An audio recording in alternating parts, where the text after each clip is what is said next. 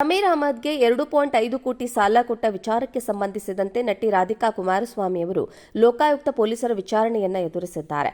ಅಕ್ರಮ ಆಸ್ತಿ ಸಂಪಾದನೆ ಪ್ರಕರಣಕ್ಕೆ ಸಂಬಂಧಿಸಿದಂತೆ ಲೋಕಾಯುಕ್ತ ಪೊಲೀಸರು ವಸತಿ ಸಚಿವರ ಆದಾಯದ ಮೂಲಗಳನ್ನು ಪರಿಶೀಲಿಸಿದಾಗ ಸಾಲ ನೀಡಿದ ವ್ಯಕ್ತಿಗಳ ಪಟ್ಟಿ ಸಿಕ್ಕಿದೆ. ಈ ಪಟ್ಟಿಯಲ್ಲಿ ರಾಧಿಕಾ ಕುಮಾರಸ್ವಾಮಿ ಅವರ ಹೆಸರು ಇದ್ದ ಕಾರಣ ಪೊಲೀಸರು ವಿಚಾರಣೆ ನಡೆಸಿದ್ದಾರೆ. ವಿಚಾರಣೆ ವೇಳೆ ರಾಧಿಕಾ ದಶಕದ ಹಿಂದೆ ತಾವು ಸಚಿವ ಜಮೀರ್ ಅವರಿಗೆ ಸಾಲ ಕೊಟ್ಟಿದ್ದನ್ನು ಒಪ್ಪಿಕೊಂಡು ಹೇಳಿಕೆ ದಾಖಲಿಸಿಕೊಂಡಿದ್ದಾರೆ. 2019ರಲ್ಲಿ ಐ ಮಾನಿಟರಿ ಅಡ್ವೈಸರಿ ಕಂಪನಿಯ ಬಹುಕೋಟಿ ವಂಚನೆ ಹಗರಣ ಬೆಳಕಿಗೆ ಬಂದಿತ್ತು.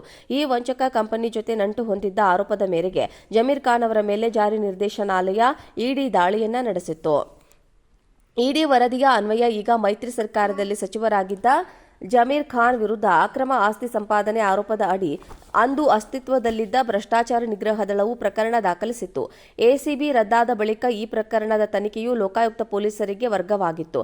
ಈಗ ಸಚಿವರ ವಿರುದ್ಧ ಅಕ್ರಮ ಆಸ್ತಿ ಸಂಪಾದನೆ ಬಗ್ಗೆ ಲೋಕಾಯುಕ್ತ ಪೊಲೀಸರು ತನಿಖೆ ನಡೆಸುತ್ತಿದ್ದು ಹಲವರ ವಿಚಾರಣೆಯನ್ನು ನಡೆಸ್ತಾ ಇದ್ದಾರೆ.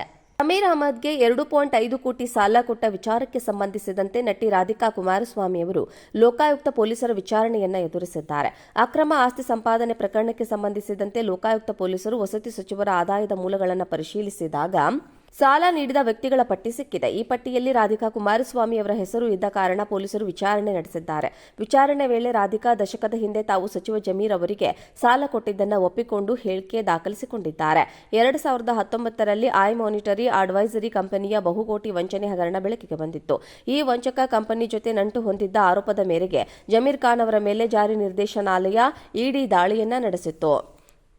ಇಡಿ ವರದಿಯ ಅನ್ವಯ ಈಗ ಮೈತ್ರಿ ಸರ್ಕಾರದಲ್ಲಿ ಸಚಿವರಾಗಿದ್ದ ಜಮೀರ್ ಖಾನ್ ವಿರುದ್ಧ ಅಕ್ರಮ ಆಸ್ತಿ ಸಂಪಾದನೆ ಆರೋಪದ ಅಡಿ ಅಂದು ಅಸ್ತಿತ್ವದಲ್ಲಿದ್ದ ಭ್ರಷ್ಟಾಚಾರ ನಿಗ್ರಹ ದಳವು ಪ್ರಕರಣ ದಾಖಲಿಸಿತ್ತು. ಎಸಿಬಿ ರದ್ದಾದ ಬಳಿಕ ಈ ಪ್ರಕರಣದ ತನಿಖೆಯು ಲೋಕಾಯುಕ್ತ ಪೊಲೀಸರಿಗೆ ವರ್ಗವಾಗಿತ್ತು.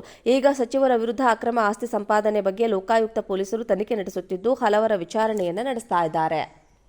ಸಮೀರ್ ಅಹಮದ್ಗೆ 2.5 ಕೋಟಿ ಸಾಲ ಕೊಟ್ಟ ವಿಚಾರಕ್ಕೆ ಸಂಬಂಧಿಸಿದಂತೆ ನಟಿ ರಾಧಿಕಾ ಕುಮಾರಸ್ವಾಮಿ ಅವರು ಲೋಕಾಯುಕ್ತ ಪೊಲೀಸರ ವಿಚಾರಣೆಯನ್ನ ಎದುರಿಸಿದ್ದಾರೆ. ಅಕ್ರಮ ಆಸ್ತಿ ಸಂಪಾದನೆ ಪ್ರಕರಣಕ್ಕೆ ಸಂಬಂಧಿಸಿದಂತೆ ಲೋಕಾಯುಕ್ತ ಪೊಲೀಸರು ವಸತಿ ಸಚಿವರ ಆದಾಯದ ಮೂಲಗಳನ್ನು ಪರಿಶೀಲಿಸಿದಾಗ ಸಾಲ ನೀಡಿದ ವ್ಯಕ್ತಿಗಳ ಪಟ್ಟಿ ಸಿಕ್ಕಿದೆ. ಈ ಪಟ್ಟಿಯಲ್ಲಿ ರಾಧಿಕಾ ಕುಮಾರಸ್ವಾಮಿ ಅವರ ಹೆಸರು ಇದ್ದ ಕಾರಣ ಪೊಲೀಸರು ವಿಚಾರಣೆ ನಡೆಸಿದ್ದಾರೆ. ವಿಚಾರಣೆ ವೇಳೆ ರಾಧಿಕಾ ದಶಕದ ಹಿಂದೆ ತಾವು ಸಚಿವ ಜಮೀರ್ ಅವರಿಗೆ ಸಾಲ ಕೊಟ್ಟಿದ್ದನ್ನು ಒಪ್ಪಿಕೊಂಡು ಹೇಳಿಕೆ ದಾಖಲಿಸಿಕೊಂಡಿದ್ದಾರೆ. 2019ರಲ್ಲಿ ಐ ಮಾನಿಟರಿ ಅಡ್ವೈಸರಿ ಕಂಪನಿಯ ಬಹುಕೋಟಿ ವಂಚನೆ ಹಗರಣ ಬೆಳಕಿಗೆ ಬಂದಿತ್ತು. ಈ ವಂಚಕ ಕಂಪನಿ ಜೊತೆ ನಂಟು ಹೊಂದಿದ್ದ ಆರೋಪದ ಮೇರೆಗೆ ಜಮೀರ್ ಖಾನ್ ಅವರ ಮೇಲೆ ಜಾರಿ ನಿರ್ದೇಶನಾಲಯ ಇಡಿ ದಾಳಿಯನ್ನ ನಡೆಸಿತ್ತು. ಇಡಿ ವರದಿಯ ಅನ್ವಯ ಈಗ ಮೈತ್ರಿ ಸರ್ಕಾರದಲ್ಲಿ ಸಚಿವರಾಗಿದ್ದ ಜಮೀರ್ ಖಾನ್ ವಿರುದ್ಧ ಅಕ್ರಮ ಆಸ್ತಿ ಸಂಪಾದನೆ ಆರೋಪದ ಅಡಿ ಅಂದು ಅಸ್ತಿತ್ವದಲ್ಲಿದ್ದ ಭ್ರಷ್ಟಾಚಾರ ನಿಗ್ರಹ ದಳವು ಪ್ರಕರಣ ದಾಖಲಿಸಿತ್ತು. ಎಸಿಬಿ ರದ್ದಾದ ಬಳಿಕ ಈ ಪ್ರಕರಣದ ತನಿಖೆಯು ಲೋಕಾಯುಕ್ತ ಪೊಲೀಸರಿಗೆ ವರ್ಗವಾಗಿತ್ತು. ಈಗ ಸಚಿವರ ವಿರುದ್ಧ ಅಕ್ರಮ ಆಸ್ತಿ ಸಂಪಾದನೆ ಬಗ್ಗೆ ಲೋಕಾಯುಕ್ತ ಪೊಲೀಸರು ತನಿಖೆ ನಡೆಸುತ್ತಿದ್ದು ಹಲವರ ವಿಚಾರಣೆಯನ್ನು ನಡೆಸ್ತಾ ಇದ್ದಾರೆ.